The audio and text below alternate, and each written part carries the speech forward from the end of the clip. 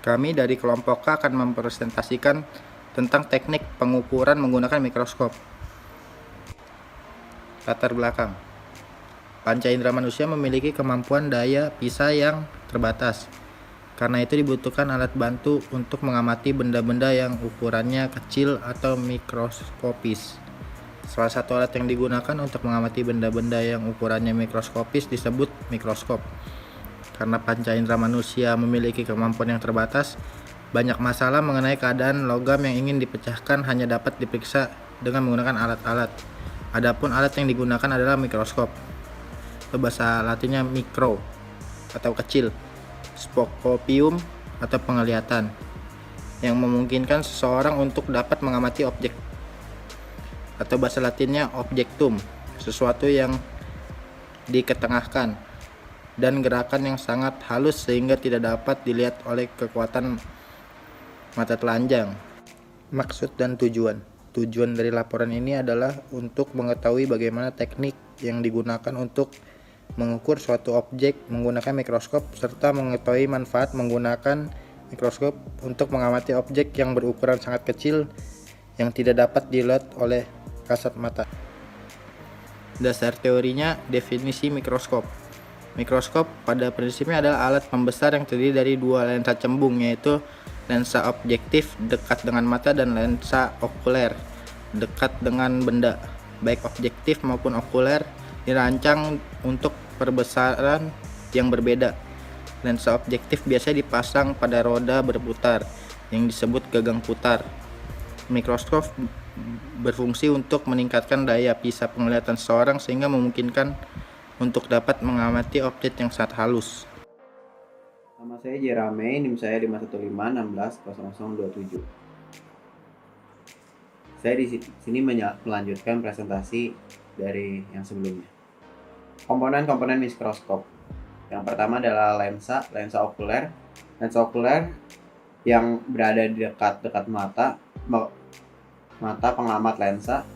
Ini berfungsi untuk membentuk bayangan maya, tegak dan diperbesar dari lensa objektif. Lensa ini berada di dekat dengan objek yang diamati.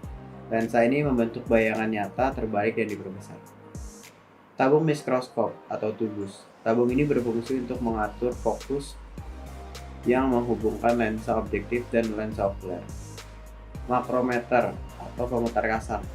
Makrometer berfungsi untuk menarik turun tabung mikroskop secara cepat. Mikrometer atau pemutar halus.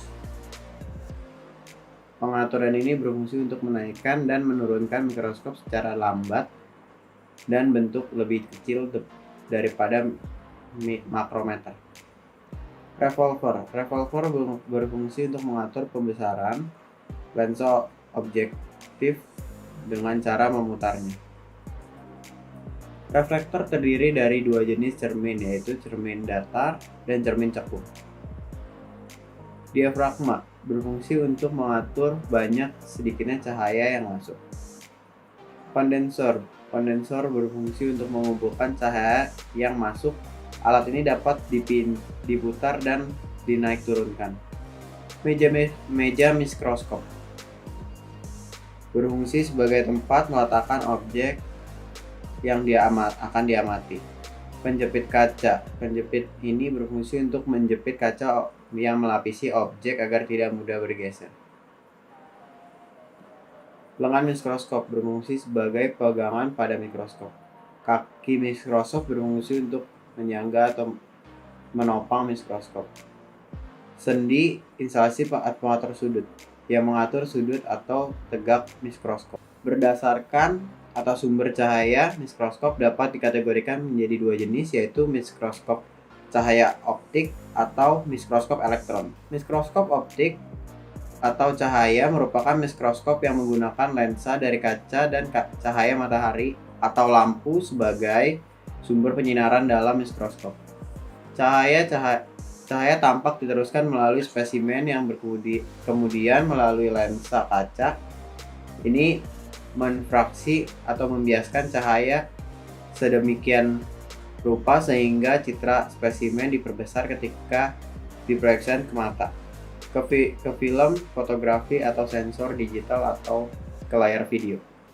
Mikroskop stereo digunakan untuk pengamatan benda-benda yang tidak terlalu besar, transparan atau tidak.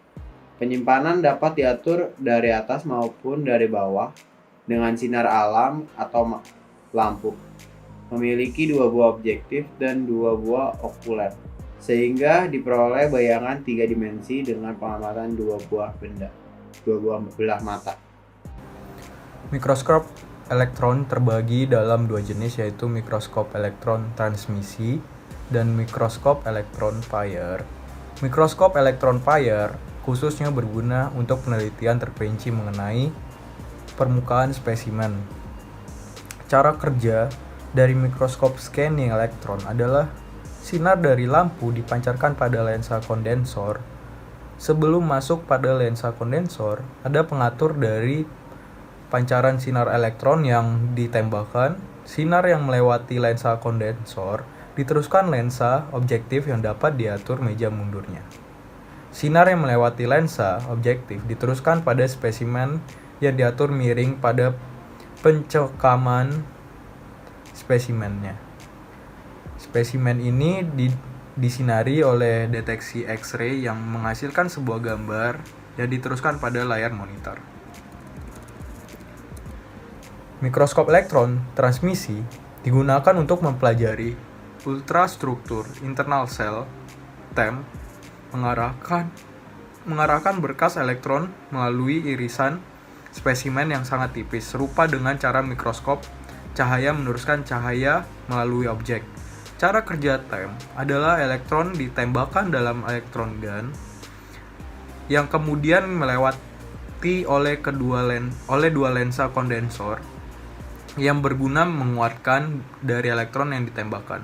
Setelah melewati 2 lensa kondensor, elektron diterima oleh spesimen yang tipis dan berinteraksi. Karena spesimen tipis, maka elektron yang berinteraksi dengan spesimen diteruskan pada 3 lensa, yaitu lensa objektif, lensa intermediate, dan lensa proyektor. Lensa objektif merupakan lensa utama dari TEM karena batas penyimpangannya membatasi dari resolusi mikroskop. Lensa intermediate sebagai penguat dari lensa objektif, dan untuk lensa proyektor gunanya untuk menggambarkan pada layar fluorescent yang ditangkap film fotografi atau kamera. Sekian, terima kasih. Nama saya Andre Christopher dengan NIM 515150016. Di sini saya akan membahas tentang pengukuran dengan mikroskop. Mikroskop memiliki fungsi alat bantu untuk melihat objek yang sangat kecil. Selain berfungsi sebagai alat untuk melihat objek yang kecil, mikroskop juga dapat dimanfaatkan untuk melakukan pengukuran objek yang kecil. Berikut adalah teknik pengukuran menggunakan mikroskop berdasarkan jenis mikroskopnya. Yang pertama, pengukuran menggunakan mikroskop optik. Dalam pengukuran menggunakan mikroskop optik, perlengkapan penting yang harus disediakan adalah lensa okuler dan kaca objek khusus yang bernama ocular and stage micrometer. Pada lensa mikrometer okuler atau ocular micrometer terdapat garis-garis yang diberi angka atau ukuran. Pada mikrometer kaca atau stage micrometer terdapat garis-garis dengan panjang total dari garis pertama hingga garis terakhir adalah 0,01 mm atau sama dengan 10 mikrometer. Fungsi dari mikrometer kaca objek adalah sebagai pemberi ukuran standar. Pada kaca tersebut terdapat garis-garis skala dengan ukuran tertentu, agar saat pengamatan dapat ukuran partikel dapat diukur saat diamati. Maka perlu dilakukan terlebih dahulu kalibrasi garis pada mikrometer okuler terhadap ukuran standar. Selanjutnya, tahapan pengukuran ukuran partikel menggunakan mikroskop optik. Yang pertama, siapkan mikroskop dan pasang mikrometer okuler dan mikrometer kaca objek pada tempatnya. Yang kedua, lakukan kalibrasi mikrometer okuler terhadap mikrometer objek dengan perbesaran yang akan digunakan. Yang ketiga, siapkan sampel pada kaca objek yang lain. Yang keempat, lepas mikrometer kaca objek. Hati-hati jangan mengubah tinggi tabung mikroskop. Yang kelima, tempatkan kaca objek yang sudah berisi dengan sampel pada tempatnya. Yang keenam, silakan cari partikel yang akan diukur. Ukur ukuran partikel dengan skala pada mikrometer okuler. Yang ketujuh, hitung ukuran sesungguhnya partikel yang diukur. Selanjutnya, pengukuran menggunakan mikroskop elektron. Pada pengukuran menggunakan mikroskop elektron, jenis mikroskop yang umumnya digunakan untuk melakukan pengukuran adalah jenis SEM atau Scanning Electron Microscope. SEM dapat digunakan untuk melakukan berbagai macam analisa pengukuran seperti pengukuran grain size, coating thickness, jarak antar butir, dan lain sebagainya. Metode pengukuran yang dilakukan pada SEM adalah metode pengukuran secara langsung.